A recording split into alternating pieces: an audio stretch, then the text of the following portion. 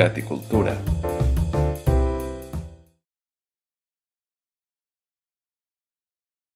És un òrgan oficial, és a dir, té dependència de les administracions i el que fa fonamentalment és treballar en tres àmbits. Un àmbit és la projecció de la llengua. En això la nostra feina fonamental és gestionar, promoure, col·laborar amb l'ensenyament del català i de la cultura catalana a universitats del món. En aquests moments deve haver-hi unes 150 universitats del món on hi ha estudis catalans. Aquesta xifra és molt gran. És a dir, aquestes xifres, mai saps, 150 és molt o poc. En relació a altres cultures, amb estat o sense, de la mateixa mida és molt gran. És a dir, cultures de la nostra vida poden tenir 70 universitats, 50, un centenar com a molt. De català n'hi ha 150, i bona part de les universitats del món que se'ns poden acudir hi ha català. Quines penso? Oxford i Cambridge, Stanford, Harvard, les grans, sobretot a Europa Occidental i Amèrica del Nord. Per tant, un paquet molt important per nosaltres és ser presents a les universitats, perquè allà, a més, es formaran traductors, es formaran comissaris d'exposicions, es formaran elits culturals que ajudaran a la projecció. El segon paquet important de feina nostra és ajudar a buscar, promoure, ser presents a fires i a salons perquè editorials en altres llengües tradueixin obres procedents del català. El català és probablement, no probablement, segur, està entre les 25 llengües més traduïdes del món. Hi ha 5.000 llengües al món, però allò que tinguin un pes cultural no n'hi ha pas tantes, però el català està entre les 25 més traduïdes. Per tant, el que busquem és això, que si un editor a l'anglès, en francès, però també el romanès o el finlandès vol traduir obres escrites originalment en català, que tingui un suport, una ajuda econòmica, però no només econòmica. I el tercer paquet de grans activitats que fem és en altres àmbits culturals, des de les plàstiques fins a l'arquitectura, la dansa, la música, les arts escèniques, aconseguir ajudar als creadors i a les empreses catalanes a ser presents als escenaris internacionals. És a dir, si algú el conviden en un festival, si té unes actuacions fora de Catalunya, ajudar a anar, i després intentar que hi hagi presència catalana en els grans esdeveniments.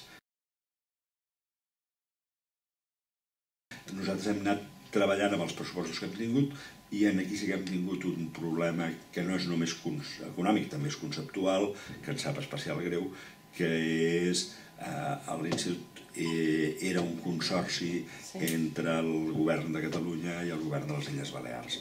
I el govern de les Illes Balears va sortir del consorci a 31 de desembre passat. Això significa menys diners, però també significa alguna activitat de menys, perquè feies uns serveis per als creadors balears que no faràs per alguns creadors. Quan hi ha llengua pel mig continuaran fent-ho igual, però per altres creadors ho deixarem de fer. I això significa menys recursos, però també significa una amputació conceptual de l'institut que per nosaltres és dolorosa. Els més accessibles són els que no necessiten intermediació, i per tant, històricament ha estat molt clarament la plàstica, però ho és molt també clarament l'arquitectura, no només perquè hi ha uns referents importants des del gòtic fins al modernisme, sinó també perquè la contemporaneïtat arquitectònica ha sigut potent, però després es produeixen booms momentanis o en moments determinats molt importants. En alguns moments ha estat la dansa, en alguns moments, per exemple, ara el circ, pot ser música, l'indie pop en un moment determinat, i jo crec que el que va guanyant pes d'una manera creixent és la literatura, perquè per moltes cultures europees o per moltes cultures importants la cultura catalana o la literatura catalana era una absoluta desconeguda, però de les desconegudes és molt gran. Dintre de les desconegudes, aquesta és molt gran. I quan obres el calaix i comences a traduir això, els històrics, Pla, ara ha sortit Pla en francès, a Gallimard, ara Jaume Cabré serà traduït a l'anglès, després d'haver estat traduït a totes les llengües europees pràcticament. Quan obres aquest calaix i trobes tot això, és una descoberta sorprenent, una descoberta sobtant.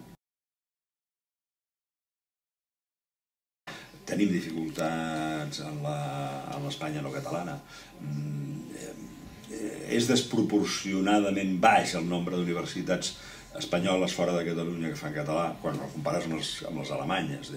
Per tant, sí que notem en alguns llocs un prejudici i en uns altres llocs una acollida. Per exemple, França és un molt bon mercat per nosaltres, històricament, però quan hi ha llengua pel mig, també la concepció francesa és que les llengües regionals són, el que ells anomenarien llengües regionals, són llengües per una creació cultural menor. Però després, aquest any, hem estat els convidats al Saló del Llibre de París i el primer ministre, el president de la República Holanda, li vam donar la traducció del quadern gris de Pla i deia, no, si ja el conec. Vull dir que quan descobreixes que serem una llengua sense un estat, però hi ha Pla, o hi ha Espriu, o hi ha Rodoreda.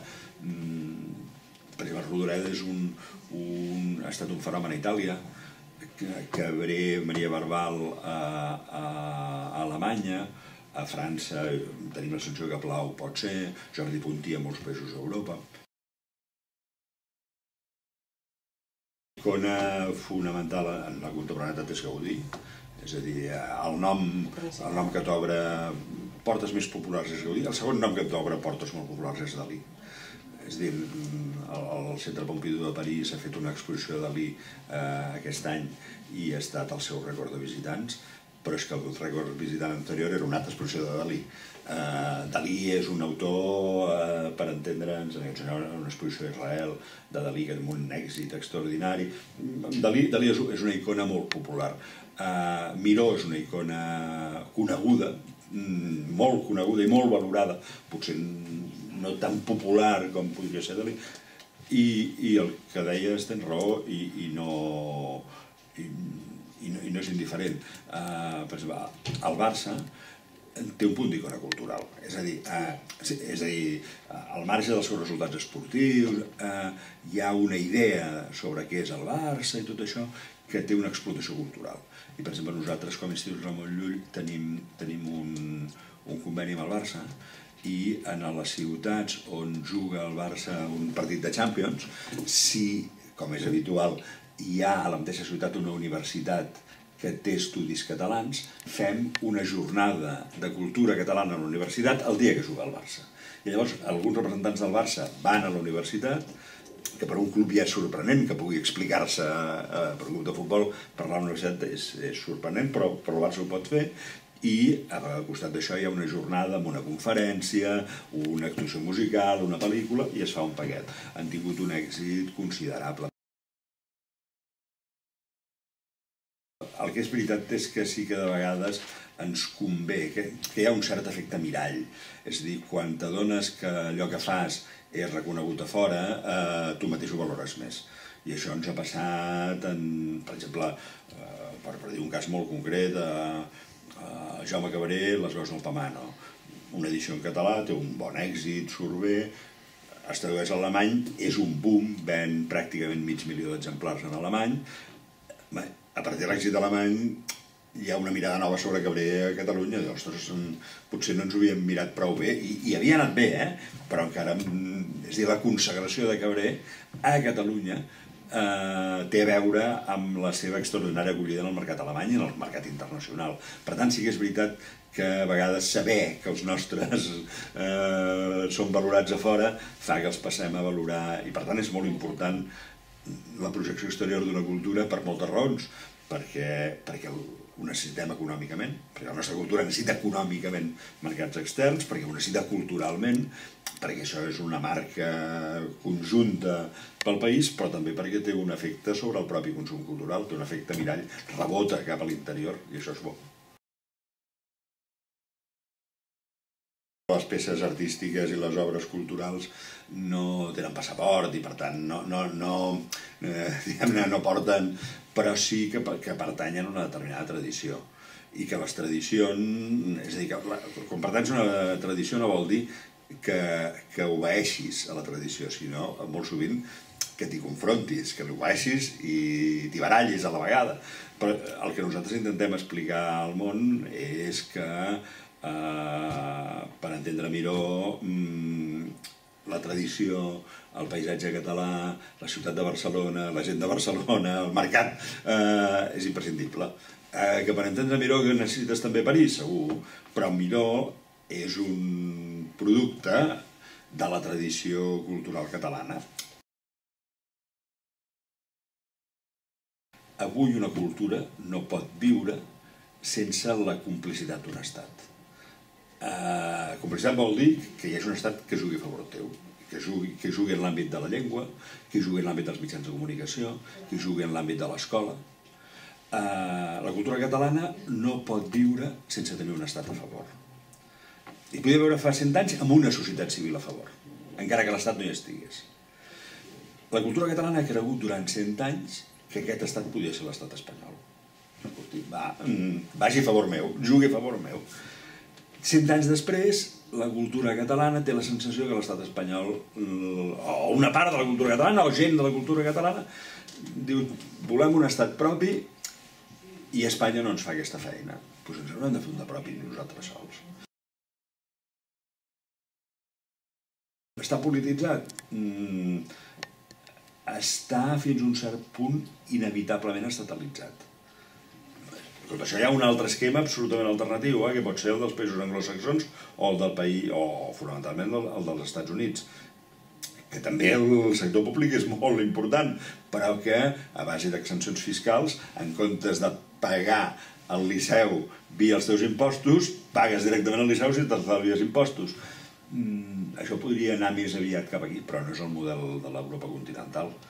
Per tant, en el model de l'Europa continental necessites estat i polítiques. I per tant, si necessites estat i polítiques, hi ha inevitablement un grau de politització. En el debat Catalunya-Espanya, la cultura és important, però sobretot és important el sector exterior. I per tant, la cultura és important, però quan la cultura es produeix o es projecta cap a l'exterior encara és més important, perquè llavors sí que hi ha un tema de visibilitat, de no visibilitat, de quina és la visibilitat, amb quin model. I sí, en aquests moments, jo crec que en aquests moments una possibilitat que ha existit històricament, que és presentar cap a l'exterior una cultura de l'Estat plural, plurilingüe, pluricultural, és una possibilitat que no s'exerceix. I per tant cadascú fa la seva. Cadascú fa la seva i això comporta zones de fregadís, sí, hi ha friccions. El nostre intent és mantenir aquesta, per exemple, això, la presència en els grans escenaris, per tant, Venècia, tant la Bienal d'Arquitectura com la d'Art, intentarem que la presència a Avinyó en teatre sigui més visible, més estructurada, intentarem aconseguir, en aquest sentit tenim possibilitats, ser la cultura, la ciutat, el país convidat en grans fires del llibre. Això ho tenim difícil perquè les grans ja hi hem anat, i per tant les que queden no són tan grans, però a vegades són sectorialment molt importants. La dansa pot ser un terreny on podem aconseguir visibilitats importants perquè hi ha una nova onada de moviment per aquí. Continuarem amb i en això tenim ja alguns compromisos que anirem tancant de les polítiques de traduccions, de buscar traduccions del que sigui, diguem-ne, en general, però fonamentalment a les grans llengües, a les grans editorials i de les obres d'un gruix cultural més gran.